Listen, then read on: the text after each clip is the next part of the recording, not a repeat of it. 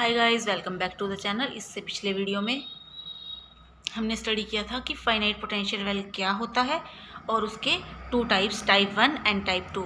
और जैसा कि मैंने आपको बताया था कि जो टाइप 1 होता है उसके अंदर हम लेते हैं -a/2 और +a/2 या फिर a2 + a, means -a2 + a के बीच में जो पोटेंशियल है वो कैसा रहेगा, 0 रहेगा, और अदरवाइज कैसा रहेगा, V0 रहेगा। और इसका जो टाइप 2 था उसके अंदर मैंने स्टडी किया था -a/2 से a/2 के बीच में जो हमारा पोटेंशियल है वो -V0 रहेगा, अदरवाइज 0 रहेगा। ओके, यहाँ से यहाँ तक ये 0 है। और पोटेंशियल वेल के बीच में, यानी जो वोल्स हैं, जो पोटेंशियल की ये 2 वोल्स हैं, इनके बीच में जो पोटेंशियल है वो कितना रहेगा, -V0। आई होप ये आपको क्लियर था। और अगर आपने मेरा पिछला लेक्चर नहीं देखा है फाइनाइट पोटेंशियल वेल पे तो आप देख लीजिए, उसमें हमने बहुत अच्छे से इंट्रोडक्शन किया है। चलिए बढ़ते हैं आगे। जैसा कि पिछले वीडियो में ही मैंने बता दिया था कि अगले लेक्चर में, मीन्स इस वीडियो में, हम स्टडी करेंगे पार्टिकल का मोशन एक फाइनाइट पोटेंशियल वेल में। तो पार्टिकल का मोशन जब हम स्टडी करते हैं वन डायमेंशनल पोटेंशियल में, तो उसमें हम सोल्व करते हैं स्क्रोडिंजर इक्वेशन और फाइंड आउट करते हैं उसके energy eigen values and energy eigen functions. Okay, so let us consider a particle of mass m having energy E। हम कंसीडर कर लेते हैं कि एक पार्टिकल है, उसका मास m है और उसकी एनर्जी E है, और वो है इस पोटेंशियल वेल के अंदर, और हमें स्टडी करना है उसका मोशन।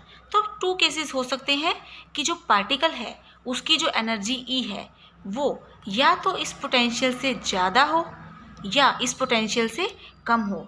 जब वो एनर्जी इस पोटेंशियल से ज़्यादा होगी, काफ़ी ज़्यादा लगा सकते हैं हम, जैसे मैंने यहाँ पे एनर्जी लाइन बनाई है E से, तो ये कैसे रिएक्ट करेगा, ऑलमोस्ट फ्री पार्टिकल की तरह। ओके, जिसके लिए हमने पहले भी स्टडी कर लिया है मोशन को। बट जो अब हमारा केस है, जो अब हमें स्टडी करना है, वो है E < V0 को, यानी जो हमारा पार्टिकल है वो इस बॉक्स के अंदर जब होगा और उसकी एनर्जी जो है इस V0 से कम होगी, तो उस केस को हमें स्टडी करना है। और उससे पहले आप ये ध्यान रखिए कि जब E > V0 है तो उसे अनबाउंड स्टेट कहेंगे, और जब एनर्जी E < V0 है तो उसे हम बाउंड स्टेट कहेंगे। और पोटेंशियल एक बार फिर से हमने डिस्क्राइब कर लिया है, Vx = 0 V0 mode of x a, और इसको इक्विवेलेंट फॉर्म में मैंने यहाँ राइट किया है, जब x -a से a के बीच में होगा तो हमारे पोटेंशियल की वैल्यू 0 होगी, और अदरवाइज यानी जब मोड ऑफ x < a होगा तो वो V0 रहेगी। और हम चाहें तो हम क्या ले सकते हैं, इसको यहाँ पे a/2 भी ले सकते हैं। बस वॉल्स जो हैं वो सिमेट्रिक होनी चाहिए about the centre, like -a से a पे, -a/2 से और a/2 पे, -2a से 2a पे, ठीक है। इस तरह से सिमेट्रिक वे में वॉल्स ली जानी चाहिए। तो ये मैंने आपको पहले ही एक लेक्चर में बता दिया था कि किसी भी वन डायमेंशनल पार्टिकल को, वन डायमेंशनल पोटेंशियल में जब पार्टिकल को स्टडी करना हो तो हम सोल्व करेंगे टाइम इंडिपेंडेंट स्क्रोडिंजर इक्वेशन, जो कि मैंने यहाँ राइट कर दी है, -h²/2m d² ψ/dx² + V0 ψx = E ψx। V0 यहाँ पे जो हमारा वेल है उसका पोटेंशियल हमने लिया है। जब हम इसको सोल्व करेंगे तो देखिए यहाँ पे -h²/2m था, इसको हटाने के लिए मैंने 2m/h² से यहाँ पे मल्टीप्लाई कर दिया है, ठीक है। और यहाँ पे भी आएगा ये 2m/h²। ओके, और यहाँ पे ये नेगेटिव साइन है तो इसको नेगेटिव से पॉजिटिव करने के लिए E - V0 का मैंने यहाँ पे यूज़ किया है, d² ψ/dx² + 2m/h² E - V0 ψx। Okay, ये देखिए यहाँ पे V0 पॉजिटिव था तो यहाँ पे क्या हो गया, ये नेगेटिव। जब यहाँ नेगेटिव था, मैं साइन चेंज करूँ तो यहाँ क्या हो जाएगा, पॉजिटिव, यहाँ नेगेटिव और यहाँ भी नेगेटिव। ओके, और जब हम इसको इस तरफ लेके आएंगे तो हमारे पास क्या हो जाएगा, E - V0 × ψx = 0। तो ये हमारी जनरल स्क्रोडिंजर इक्वेशन है जिसे हमें यहाँ पे सोल्व करना है। तो मैंने आपको 2 केसेस बताए थे, E < V0 and E < V0। E < V0 कहाँ पर है, देखिए रीज़न 1 एंड रीज़न 2 में। अब ये रीज़न 1 एंड रीज़न 2 क्या थे पहले वो डिस्कस कर लेते हैं। क्योंकि हमारे वेल की 2 बाउंड्रीज हैं तो पूरे स्पेस को हम 3 रीजन्स में डिवाइड कर पा रहे हैं, 1, 2 एंड 3। ओके, देखिए रीजन 1 में जो हमारी एनर्जी है वो पोटेंशियल से कम है, and same in the region 3 जो हमारी एनर्जी है वो पोटेंशियल से कम है, एंड रीजन 2 में ई जो है एनर्जी जो है वी नोट से ग्रेटर है, क्योंकि यहाँ पे वी नोट किसके इक्वल है, 0 के इक्वल। यहाँ हमारा पोटेंशियल 0 है। तो रीजन 1 एंड रीजन 3 में E is less than V naught, and region 2 में E is greater than V naught. So हम यहाँ पे डिफाइन करते हैं के को। के हमें हर इक्वेशन में डिस्क्राइब करना है, जनरली हम इसको लेते हैं ई माइनस वी नोट के जो कोफिशिएंट होता है, सॉरी साई एक्स के इस कोफिशिएंट को ले लेते हैं हम यहाँ पे, ठीक है। सो रीजन 1 के लिए जब हम के डिफाइन करते हैं, K1 किसके इक्वल होगा, 2m upon h cut square e minus v naught की फॉर्म में। बट जो हमारा ई है वो वी नोट से कम है। ओके, इन रीजन्स में रीजन 1 एंड रीजन 3 में ई जो है वी नोट से कम है, तो ई माइनस वी नोट क्या हो जाएगा, हमारा नेगेटिव हो जाएगा। बट के is always real and positive. Okay, के जो है हमेशा हमारा रियल एंड पॉजिटिव होना चाहिए। तो उसके लिए हम क्या ले लेते हैं, K1 square is equal to K3 square is equal to 2m upon h cut square V naught minus E. और रीज़न 2 की अगर हम बात करें, E greater than V naught, तो region 2 K2 square V is equal to 0 है, तो हम यहाँ पे K2 किस तरह से डिस्क्राइब करेंगे, 2me upon h cut square. यहाँ पे जो हमारा v है वो क्या है, 0 है। तो गाइज यहाँ से हमने हमारा K1, K3 और K2 डिस्क्राइब कर लिया है। अब बारी आती है इस इक्वेशन के सॉल्यूशन की। ये सॉल्यूशन मैंने आपको पिछले वीडियो में लिखने सिखाए थे, एक बार फिर से मैं आपको अभी बता देती हूँ।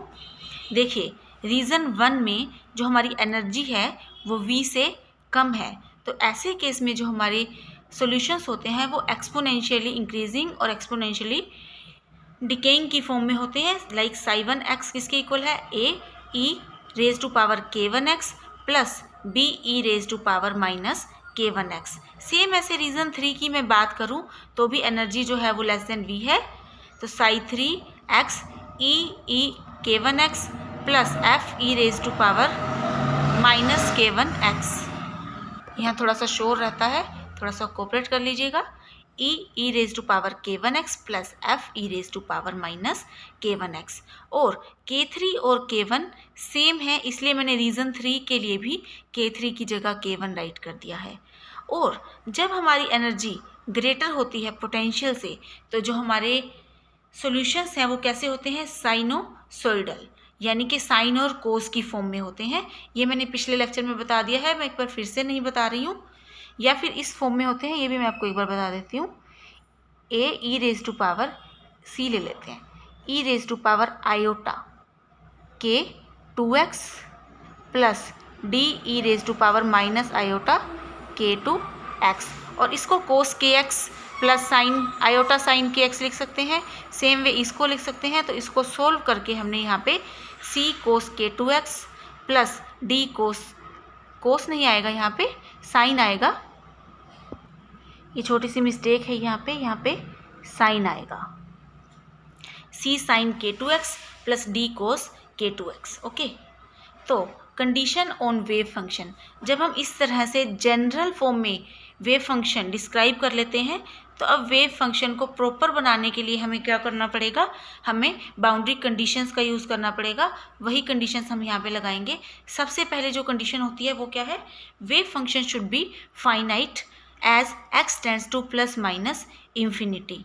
रीज़न 1 की अगर हम बात करें, रीज़न 1 की जो बाउंड्री थी वो कैसी थी, देखिए यहाँ पे माइनस a है, या फिर इसको माइनस a/2 कर लेते हैं हम, minus infinity to minus a/2, और यहाँ पे जो रीज़न 2 है उसकी बाउंड्री है -a/2 से a/2 के बीच में, और रीज़न 3 है उसकी बाउंड्री है a/2 से इंफिनिटी तक। ओके, तो इन्हीं बाउंड्रीज़ का हम यूज़ कर रहे हैं, -∞ टू -a/2। और जब हम वैल्यू पुट करते हैं इसके अंदर ae⁻k1x प्लस be⁻−k1x, रीज़न 1 में हमारे पास क्या आता है -∞। ओके, जब हम इसके अंदर वैल्यूज़ पुट करते हैं, जैसे मैं आपको वैल्यू पुट करके दिखा देती हूँ, ae⁻k1x प्लस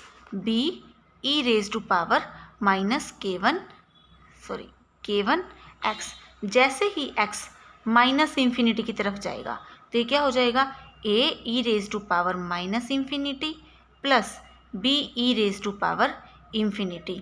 और उसके साथ आपको ये फैक्ट याद रखना है, e⁻∞ जो होता है वो इंफिनिटी के इक्वल है, और जब e⁻∞ पुट करते हैं दैट इज इक्वल टू 0। तो जैसे ही यहाँ पे -∞ हुआ, ठीक है, तो ये पार्ट तो 0 हो जाएगा और ये क्या हो जाएगा इनफाइनाइट। पर हमारा वेव फंक्शन जो है वो कैसा होना चाहिए, फाइनाइट होना चाहिए। तो इस इंफिनिटी की कंडीशन को हटाने के लिए, मीन्स इस इनफाइनाइट पार्ट को हटाने के लिए मैंने क्या किया, b को 0 मान लिया। जब हम b को 0 मान लेते हैं इट मीन्स ये जो पार्ट है हमने छोड़ दिया, और यहाँ से क्या ले लिया, हमारा वेव फंक्शन क्या आ गया, ψ1x is equal to ae⁻k1x, और ये पॉजिटिव है। ओके, सेम ऐसे रीज़न 2 की बात करें, c sin k2x plus d cos k2x। Sine और k कोस के जो फंक्शंस हैं वो इंफिनिटी पे जाने पर भी हमारे इनफाइनाइट नहीं होते, क्योंकि उनकी रेंज क्या होती है -1 से 1 के बीच में। ओके, तो इसमें कुछ मॉडिफिकेशन की अभी रिक्वायरमेंट नहीं है, होगी पर वो हम बाद में करेंगे। इससे पहले इस कंडीशन का अगर हम यूज़ कर रहे हैं wave function should be finite, तो उसका यूज़ करते हुए हम फिर से कर रहे हैं रीज़न 3 में लिमिट प्लस a/2 से इंफिनिटी तक। यहाँ पे x जो है वो प्लस इनफाइनाइट तक जाएगा, तो जो हमारा वेव फंक्शन है e⁻k1x प्लस f⁻−k1x, ठीक है। तो यहाँ से हमें क्या पता चलता है, जो हमारे x की वैल्यू हमें क्या पुट करनी है, पॉजिटिव इंफिनिटी, तो ये क्या आ जाएगा e⁻∞ प्लस f⁻∞, ठीक है। तो ये मैंने आपको भी बताया था, e⁻∞ पुट करते हैं तो ये इनफाइनाइट आता है, और -∞ पुट करते हैं तो ये 0 आता है। और जब -∞ ये 0 हो जाएगा तो इनफाइनाइट की कंडीशन को ये जा रहा है, तो हमें इसको रिमूव करने के लिए हमें क्या करना होगा, e को 0 के इक्वल पुट कर देंगे, तो हमारा वेव फंक्शन जो है वो इस तरह से आ जाएगा, ψ3x is equal to f⁻⁻k1x। I hope ये आपको क्लियर है। इस तरह से अब जो पीछे वाली इक्वेशंस हैं उनको मैंने रीराइट कर लिया है, ψ1x is equal to ae⁻k1x, ψ2x is equal to c sin k2x plus d cos k2x, ψ3x is equal to f⁻⁻k1x।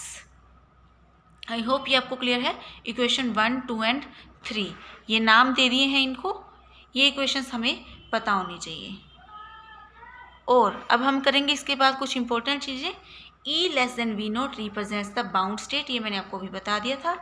तो for a bound state we represent and find out energy और eigen energy values and eigen states, जिनको हम कहते हैं in the form of wave function. हम wave function और energy eigen values निकालेंगे। Now since our potential is symmetric, क्योंकि हमारा जो पोटेंशियल है वो सिमेट्रिक है, तो इसके कोरस्पॉन्डिंग जो हमारे आइगन फंक्शंस हैं उनकी डेफिनेट पैरिटी होनी चाहिए। जब भी हमारा पोटेंशियल सिमेट्रिक होता है तो जो आइगन फंक्शंस आते हैं उनकी पैरिटी डेफिनेट होती है, मीन्स जो फंक्शन है they should be either even और ओड।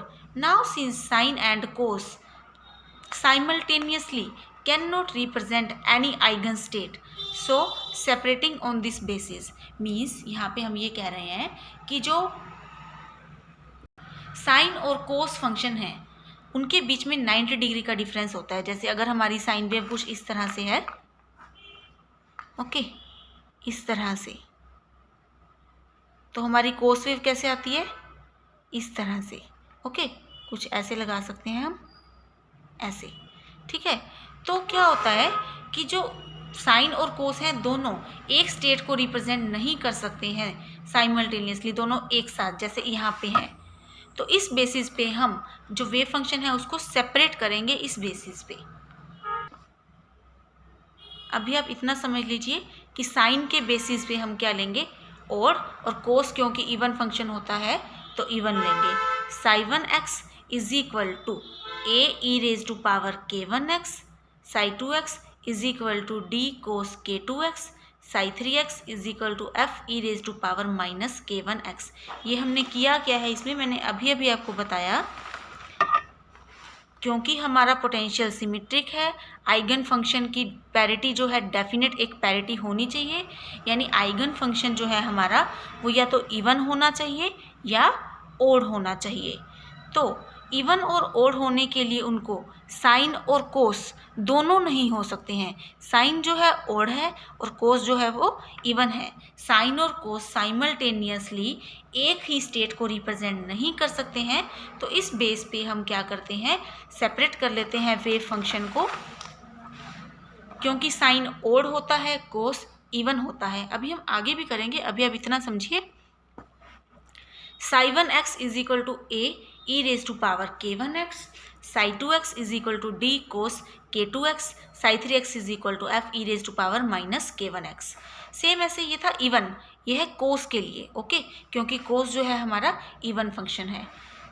ओड वेव फंक्शन की बात कर रहे हैं अब यहाँ पे, साई1x, क्योंकि साइन जो है वो ओड वेव फंक्शन है, तो साई1x is equal to a e raise to power k1x, साई2x is equal to d sine k2x, साई3x is equal to f e raise to power minus k1x। अभी हमने सिंपली साइन और कोस पे हमने इसको अलग अलग कर लिया है कि ये इवन फंक्शन है और ये ओड वेव फंक्शन है, ठीक है। अब हम अप्लाई करेंगे बाउंड्री कंडीशंस और इसको अपने जेन्युइन फॉर्म में लेकर आएंगे एग्जैक्टली होता क्या है। Now on applying boundary condition, तो वेव फंक्शन हमने फाइनाइट किया है अब तक। अब इसके बाद आती है, और उसकी पैरिटी भी डिसाइड कर ली। अब इसके बाद आती है wave function should B continuous on boundary and first order derivative of wave function should B continuous. जो वेल है हमारा पोटेंशियल वेल, एक बार मैं यहाँ पे ड्रॉ कर देती हूँ फिर से। उसका जो वेव फंक्शन है बाउंड्री पे, यानी इस तरफ भी और इस तरफ भी इक्वल होना चाहिए, इधर से अप्रोच करें या इधर से, ये एक्सेप्टेबल वेव फंक्शन की कंडीशन है। Wave function should B continuous and first order derivative of wave function should B continuous. तो इन कंडीशंस को हम कुछ इस तरह से लिख सकते हैं। देखिए बाउंड्री थी -a/2 और ये थी +a/2, ठीक है। साई1 जो है वो इस रीजन का फंक्शन है, साई2 इस रीजन का फंक्शन है और साई3 इस रीजन का फंक्शन है, ठीक है। तो साई1x कंटिन्यूस होने के लिए इस पॉइंट पे अगर वेव फंक्शन को इस तरफ से लाएं तो भी और इस तरफ से देखें तो भी ये जो है इक्वल होना चाहिए कंटिन्यूटी के लिए, ठीक है। तो साई1 at x is equal to -a/2 and साई2 at x is equal to -a/2, ये दोनों जो है इक्वल होने चाहिए। ये है कंटिन्यूटी की कंडीशन। बाउंड्री एक नहीं थी, बाउंड्री दो थी। ये भी एक बाउंड्री है। साई2x इज इक्वल टू a/2, साई3x is equal to a/2 means इस बाउंड्री के इस तरफ साई2 है, इस तरफ साई3 है, तो बाउंड्री के ऊपर ये दोनों भी इक्वल होने ही चाहिए। This is called continuity condition of wave function. वो वेव फंक्शन की कंटिन्यूटी कंडीशन थी। अब है डेरिवेटिव जो है वो भी कंटिन्यूस होना चाहिए। डी साई1 upon d x at x is equal to -a/2, d साई2 upon d x at x is equal to -a/2। Same वही चीज़ है, डेरिवेटिव साई1 का और साई2 का -a/2 पे, सेम ऐसे a/2 पे भी साई2 साई3 ये जो है इक्वल होने चाहिए डेरिवेटिव्स दोनों बाउंड्रीज पे भी। अब हम इन वेव फंक्शंस को इन बाउंड्री कंडीशंस को अप्लाई करेंगे और फाइंड आउट करेंगे। फर्स्ट कंडीशन जो हमने अप्लाई की है, साई1 x is equal to minus a by two, psi two x is equal to minus a by two. तो यहाँ पे क्या है, a e raise to power minus k one a by two, d cos minus k one sorry k two a by two, ये हमने put किया है wave function के अंदर। देखिए ये जो हमारा वेव फंक्शन था a e raise to power k one x d cos k two x, यहाँ पे x की जगह हमने क्या पुट किया है, माइनस ए बाई टू। ये माइनस ए बाई टू मैंने यहाँ पुट किया है और यहाँ से हमारे पास वैल्यू आ गई। Since cos of minus theta जो है, कोस ऑफ माइनस थीटा जो है वो कोस थीटा के इक्वल होता है, तो हमने यहाँ पे क्या किया, कोस माइनस के टू ए बाई टू को यहाँ पे पुट कर लिया और ये कंडीशन हमारे पास आ गई। इससे पहले मैंने इक्वेशंस को नाम दे रखे थे 1, 2 एंड 3। बाउंड्री कंडीशंस को नाम देने की जगह मैं डायरेक्ट इस इक्वेशन को नाम दे देती हूँ इक्वेशन 4। अब psi two x is equal to a by two, psi three x is equal to a by two, वो नेगेटिव था, ये हम पॉजिटिव बाउंड्री की बात कर रहे हैं प्लस ए बाई टू वाली की। ठीक है, तो जो हमने पुट की यहाँ पर D cos k two a by to, वही वेव फंक्शन जो साई टू का था उसके अंदर हमने प्लस का ए बाई टू पुट कर दिया है। रीजन 3 में हमारा वेव फंक्शन क्या था, f e raise to power minus k one x, तो एक्स की जगह हमने क्या पुट कर दिया, ए बाई टू। अब जब हमने इनको सोल्व किया इक्वेशन 4 और इसको मैंने इक्वेशन 5 नाम दे देती हूँ। ओके, तो इक्वेशन 4 एंड 5 को ऑब्जर्व कीजिए। इसका जो पार्ट है ये ए e raise to power minus k one a by two, वो किसके इक्वल है, D cos k two a by to से। ठीक है, यहाँ पे जो f e raise to power minus k one a by two है वो भी किसके इक्वल है, इधर से D cos k two a by to के। तो इन दोनों को जब हम कंपेयर कर रहे हैं तो यहाँ से हमें क्या पता चलता है, a e raise to power, यहाँ पे मैं लिख सकती हूँ compare equation 4 and 5, a e raise to power minus k one a by two is equal to f e raise to power minus k one a by two. यहाँ से मैंने क्या किया, e raise to power minus k one a by two और e raise to power minus k one a by to को cancel कर दिया। यहाँ से ए और एफ जो है हमारे इक्वल आ गए और जो हमारी कंडीशन थी उसके अंदर मैंने पुट कर दिया a is equal to f, means f की जगह यहाँ पे ए पुट कर दिया। A e raise to power k one x for region 1, d cos k two x for region 2 and a e raise to power minus k one x is psi 3 for region 3। तो ये है हमारा even wave function. तो यहाँ से हम decide कर सकते हैं कि हमारा जो वेव फंक्शन है उसकी पैरिटी कैसी है, इवन है। अब इवन पैरिटी के लिए हम कैसे चेक करते हैं, जब हम जो हमारे कोऑर्डिनेट्स हैं उनको रिवर्स कर दें, मीन्स एक्स है उसको माइनस एक्स कर दें, वाई है उसको माइनस वाई कर दें, जेड को माइनस जेड कर दें, तो भी हमारा वेव फंक्शन जो है वो सेम आना चाहिए। मीन्स अगर हम 1 डायमेंशन की बात कर रहे हैं, यहाँ पे सिर्फ एक्स ले रहे हैं, ओके, तो psi of minus x is equal to psi of x होना चाहिए। तो देखिए यहाँ पे अगर मैं पुट कर दूँ माइनस एक्स, ओके, तो यहाँ से कौन सा पार्ट आ जाएगा, ये वेव फंक्शन आ जाएगा। और यहाँ पे अगर मैं x की जगह माइनस एक्स पुट कर दूँ तो हमारे पास ये पार्ट आ जाएगा और इस पे तो हमें फ़र्क पड़ेगा ही नहीं।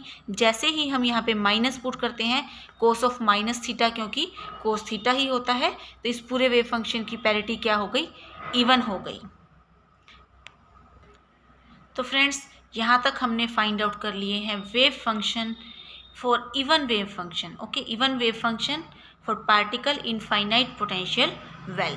इसके बाद अगर हमें स्टडी करनी है एनर्जी आइगन वैल्यूज, तो वो हम स्टडी करेंगे यूजिंग फर्दर बाउंड्री कंडीशंस। अब जो दूसरी बाउंड्री कंडीशंस थी d psi 1 upon d x at x is equal to minus a by two पे and d psi 2 upon d x at x is equal to minus a by two पे, उसका use करेंगे। जो हमारा wave function था वो कैसा था, वो मैं यहाँ पेपर पे लिख लेती हूँ। तो ये जो थे हमारे वेव फंक्शन थे रीजन 1 के लिए, रीजन 2 के लिए और रीजन 3 के लिए। तो जब हम इनका डेरिवेटिव करेंगे, देखिए a e raise to power k1 x, derivative कर रहे हैं विद रिस्पेक्ट टू x, तो ये आ जाएगा k1 a e raise to power minus k1, और यहाँ पे हमने क्या पुट किया है, -a/2 x की जगह पर बाउंड्री कंडीशन पुट कर दी है।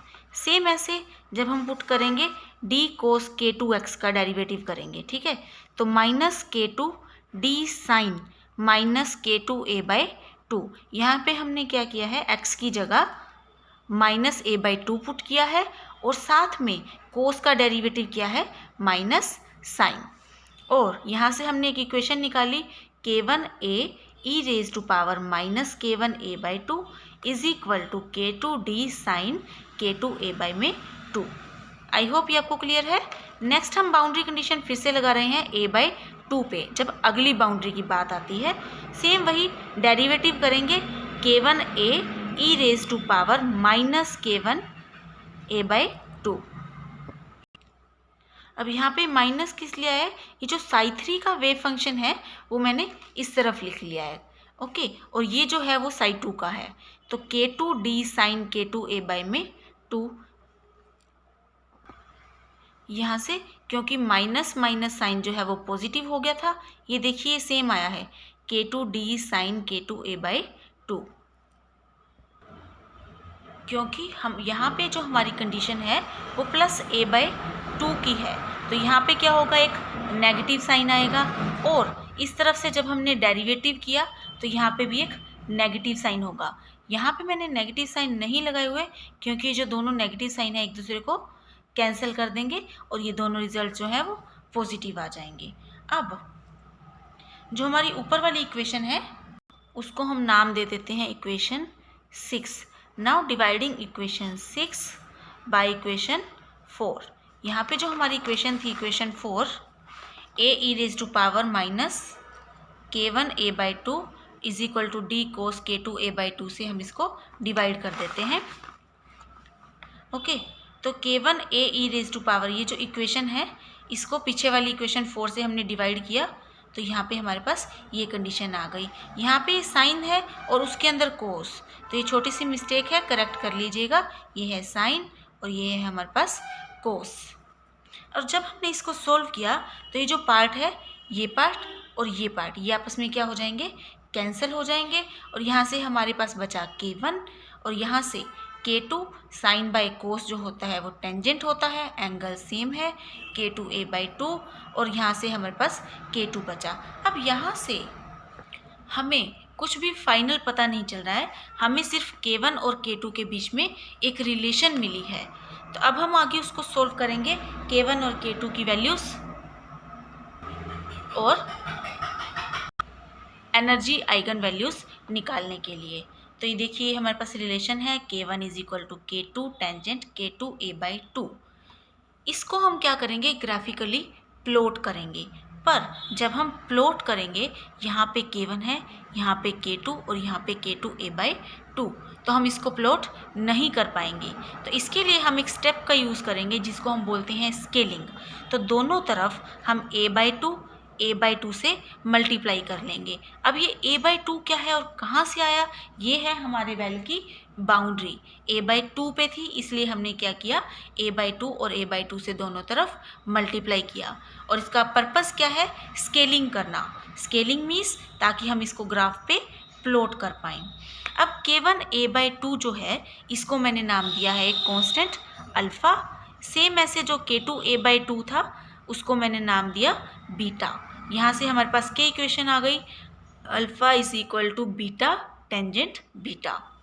ये इक्वेशन जो है ये इम्पोर्टेंट है। ये इक्वेशन 6 थी, इसको मैं अगर नाम दे दूँ 7, इसको 8, इसको 9, आई डोंट थिंक कि देने की ज़रूरत है, हम इसको इक्वेशन 9 नाम दे देते हैं, ठीक है। और ये एक इम्पोर्टेंट इक्वेशन है, ये आपको याद रखनी है। तो हमें क्या पता चला, बीटा जो था वो k2 a/2 के इक्वल है, अल्फ़ा जो है k1 a/2 के इक्वल है। अब हम करेंगे आगे squaring and adding alpha and beta. Alpha square plus beta square is equal to k2 a/2 का whole square plus K1 A by में 2 का होल स्क्वायर। मीन्स ये जो है पार्ट, इनको हमने स्क्वायर किया और ऐड किया, alpha square plus beta square. इससे हम क्या कर रहे हैं, एक सर्कल की इक्वेशन बनाने की कोशिश कर रहे हैं।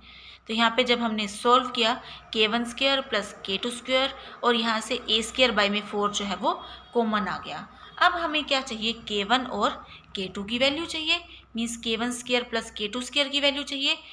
तो हमारा K1 क्या था, 2mv0 माइनस ई बाई में एच कट स्क्वायर, और यहाँ से K2 स्क्वायर क्या था, 2me upon h cut square. K1 square plus K2 square जब हम करेंगे तो हमारे पास कुछ इस तरह से आ जाएगी वैल्यूज़, और इसको सोल्व करेंगे 2mv0 upon h cut square minus 2me upon h cut square plus 2me upon h cut square. ये जो पार्ट्स हैं ये कैंसिल हो गए। यहाँ से हमें मिला K1 square plus K2 square is equal to 2mv0 upon h cut square. तो यहाँ से alpha square plus beta square जो हमारे पास आए हैं उनकी वैल्यू हमें क्या मिली, देखिए K1 square plus K2 square की मैंने इसके अंदर वैल्यू पुट की 2mv0 upon h cut square. ये वैल्यू जब मैंने इसके अंदर पुट की तो ये 2 से 4 मैंने कैंसिल किया, 2 1 ज़ा 2, 2 2 ज़ा 4, और इसको सॉल्व किया तो हमारे पास क्या आया, mv0 a square upon 2h cut square. ये हमारे पास इक्वेशन आ गई। This is the equation of circle, और मैंने इसको इंडिकेशन क्या दी, इक्वेशन 10। और यहाँ से हमारे पास एक इक्वेशन बनी सर्कल की। उस सर्कल की जो रेडियस है वो इसके इक्वल है mv0 a square upon 2h square under the root. ये अंडर द रूट हो गया। तो हमारे पास यहाँ से 2 इक्वेशंस आई हैं। अब जो इम्पोर्टेंट है इक्वेशन 9, ओके, और ये है हमारी इक्वेशन 11 और इक्वेशन 10। तो 9 और 10 इम्पोर्टेंट इक्वेशंस हैं, और ये जो है ये रेडियस है सर्कल की, इसकी वैल्यू याद रखना भी बहुत इम्पोर्टेंट है। चलिए अब आगे बढ़ते हैं इसको ग्राफिकली प्लॉट करने की तरफ। ग्राफिकली प्लॉट करते हुए हमें कुछ इम्पोर्टेंट क्वांटिटीज़ यहाँ पे लिख लेनी है जो कि मैंने ऑलरेडी राइट कर ली हैं। Now plotting this graphically, alpha square plus beta square is equal to mv0 a square upon 2h cut square. यहाँ से हमें पता चलता है कि ये सर्कल की इक्वेशन है जो कि कैसी होती है, x square plus y square is equal to r square, जिससे हमें ये पता चलता है कि ये जो है रेडियस की वैल्यू है, और आर स्क्वायर की वैल्यू ये है, तो इससे हम आर की वैल्यू निकाल सकते हैं। कैसे, r is equal to under the root mv0 a square upon 2h cut square. Means इसका रूट करके हमने क्या किया है, रेडियस की वैल्यू फाइंड आउट कर ली है। और साथ में एक इम्पोर्टेंट इक्वेशन जो कि आई थी, alpha is equal to beta tangent beta, वो भी मैंने यहाँ राइट कर ली है। और अल्फ़ा और बीटा की वैल्यूज़ क्या हैं, alpha is equal to K1a upon 2 and beta is equal to K2a upon 2। Time period of tangent जो है वो कितना होता है, 2 पाई। मीन्स 2 पाई इंटरवल के बाद टेंजेंट फंक्शन खुद को रिपीट करता है। अब आपने देखा होगा कि जब भी हम प्लॉट करते हैं तो एक डिपेंडेंट वेरिएबल होता है और एक इंडिपेंडेंट। यहाँ पे जो इंडिपेंडेंट वेरिएबल है वो है बीटा, जिसको हमने एक्स एक्सिस के अलोंग राइट किया है, और जो वाई एक्सिस के अलोंग है वो है हमारा अल्फ़ा, तो मैंने इसको यहाँ राइट कर दिया है। और टेंजेंट का जो ग्राफ होता है वो आपने देख रखा होगा, कुछ इस फॉर्म में होता है, मैंने ऑलरेडी ड्रॉ कर दिया है। ये शेप होती है टेंजेंट के ग्राफ की, इस वे में, यहाँ से यहाँ तक जाते हुए नीचे तक ये टेंजेंट का ही ग्राफ है। मैंने सिर्फ 0 से 2 पाई तक प्लॉट किया है,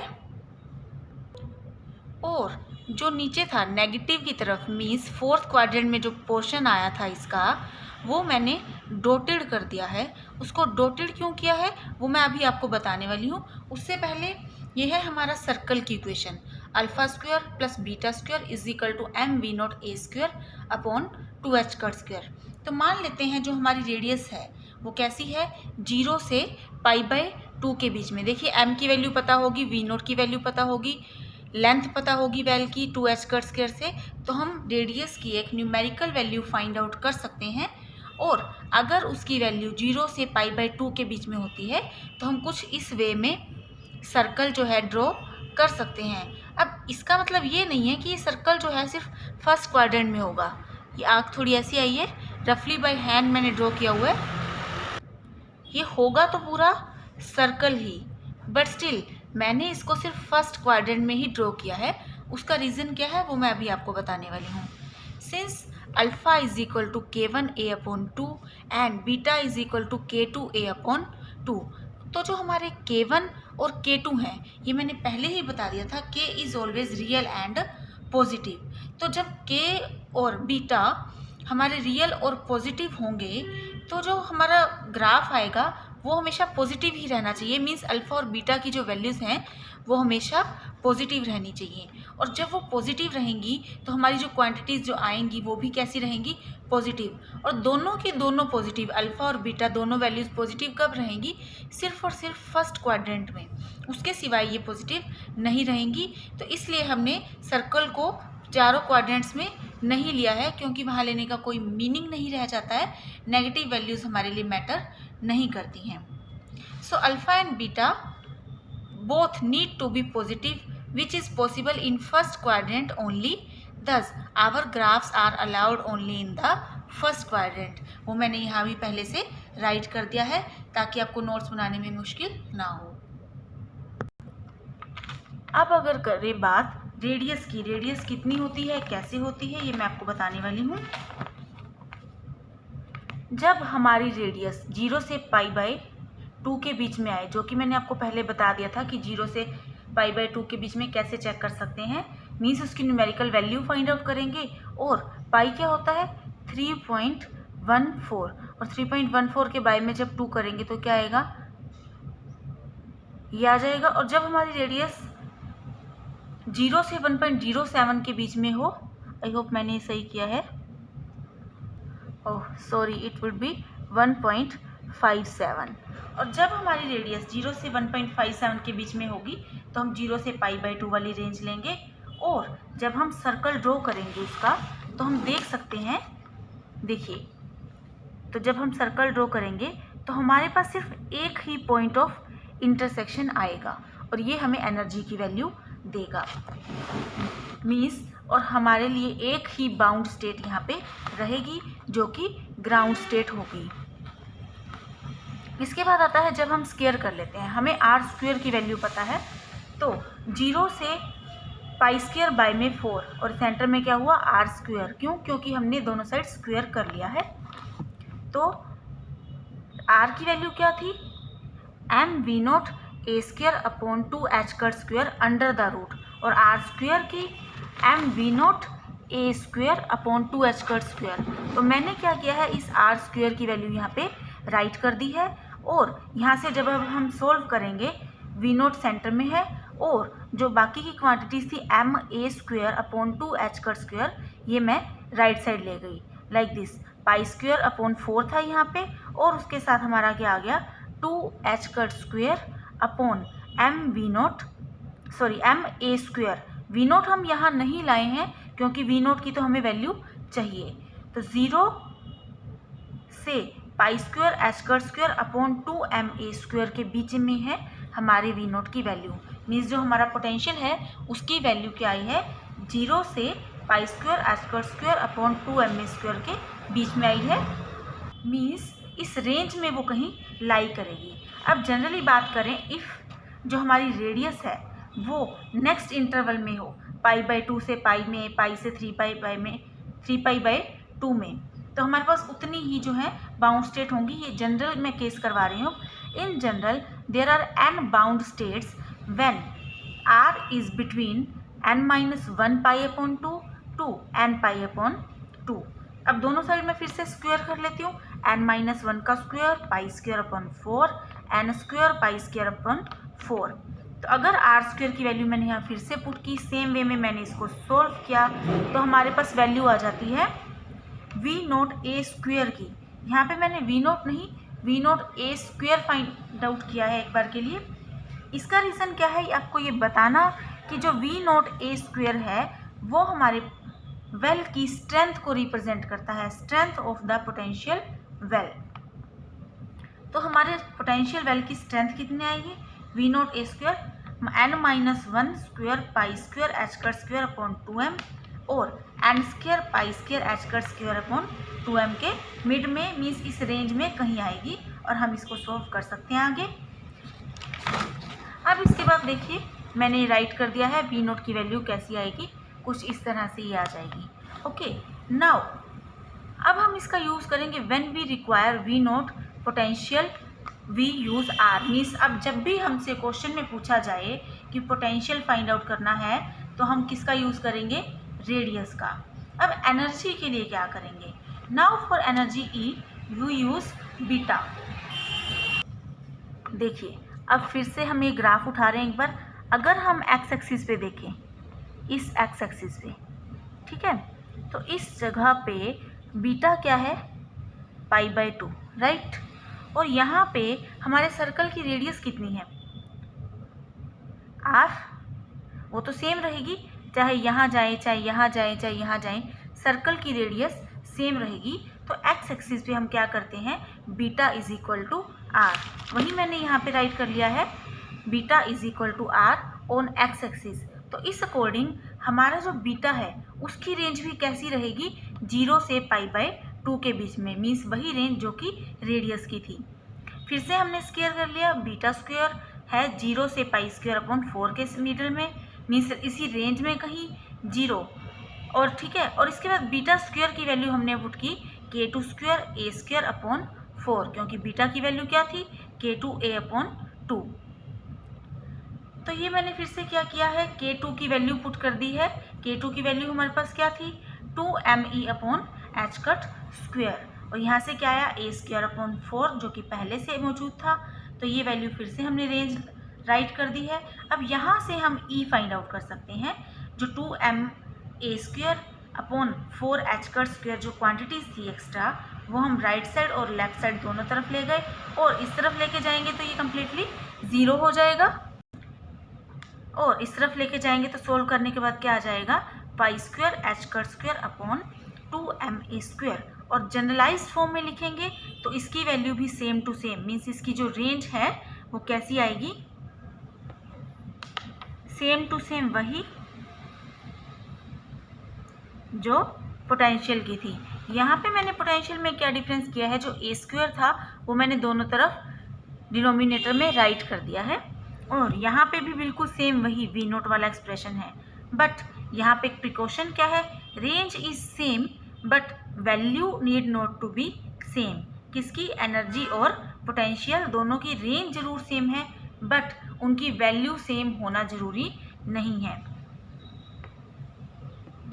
अब अगर हमारी वैल्यू आ जाती है रेडियस की π/2 से पाई के बीच में, ठीक है, मीन्स 1.57 से ज़्यादा, 3.14 में 2 मैंने यहाँ पे 1.57 निकाला था, तो 1.57 से ज़्यादा और 3.14 से कम, means if r is like 3 centimetre, ठीक है, तो हमारे पास कितनी बाउंड स्टेट्स रहेंगी, तब भी हमारे पास सिर्फ 1 ही बाउंड स्टेट रहेगी, सिंगल बाउंड स्टेट।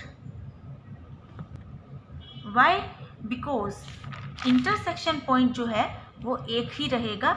इस रेंज में हमारा ग्राफ नहीं है तो कोई और इंटरसेक्शन पॉइंट नहीं बनेगा। अगर सर्कल यहाँ आता भी है तो यहीं पे कहीं पे ख़त्म हो जाएगा, एंड हो जाएगा उसका जो आर्क है, तो एक ही जो हमारा बाउंड स्टेट बनेगी, एक ही इंटरसेक्शन पॉइंट हमें मिलेगा।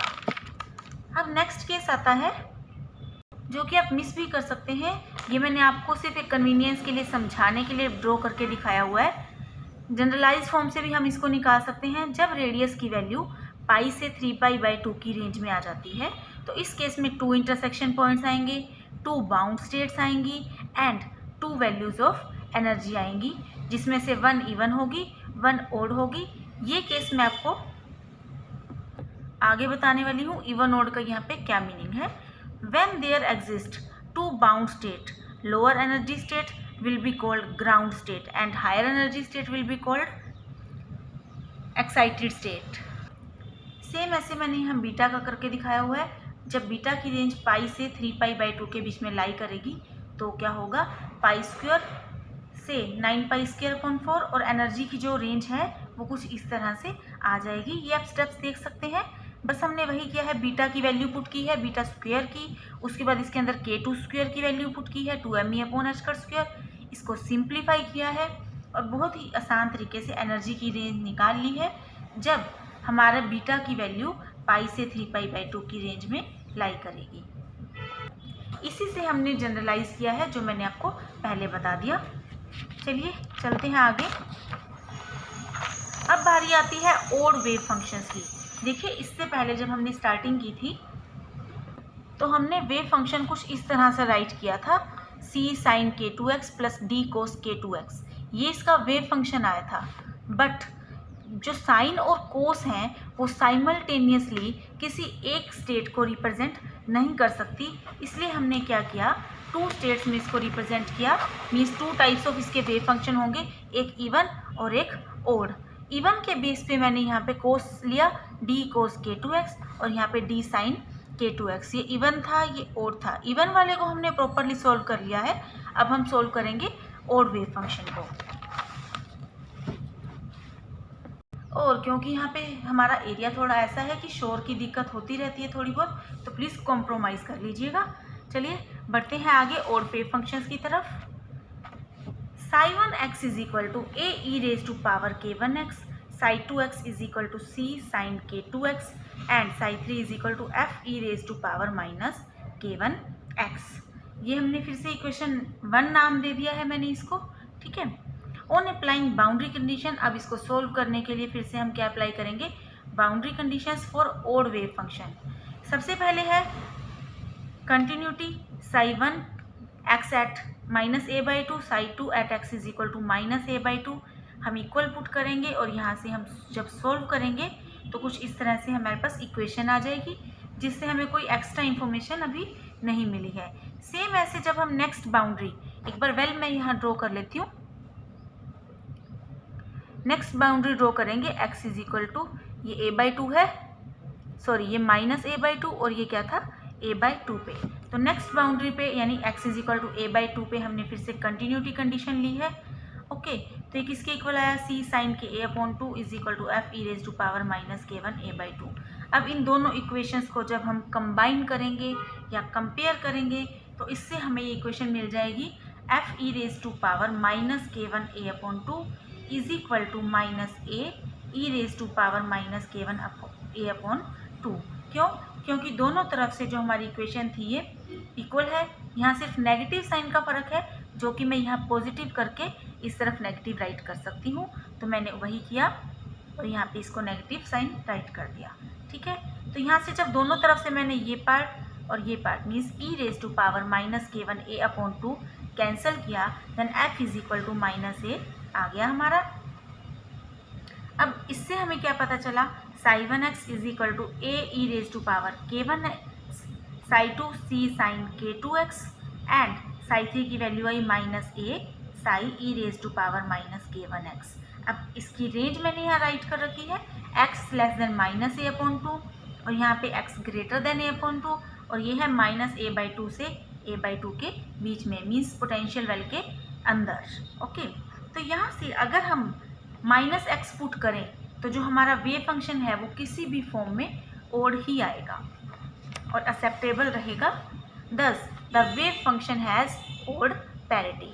Now on applying derivative condition, हम क्या करेंगे, डेरिवेटिव कंडीशन सब अप्लाई करेंगे फर्दर इंफॉर्मेशन निकालने के लिए, k और a की वैल्यू निकालने के लिए और वेव फंक्शन के लिए जो हमें प्रॉपर ड्रॉ करने के लिए चाहिए, ग्राफ को प्लॉट करने के लिए चाहिए। तो on applying derivative condition d psi1 upon dx at x is equal to minus a/2 means जो हमारा वेल था उसकी जो फर्स्ट बाउंड्री थी x is equal to minus a/2, तो उसके अंदर से मैंने ये फाइंड आउट करने के लिए राइट किया है।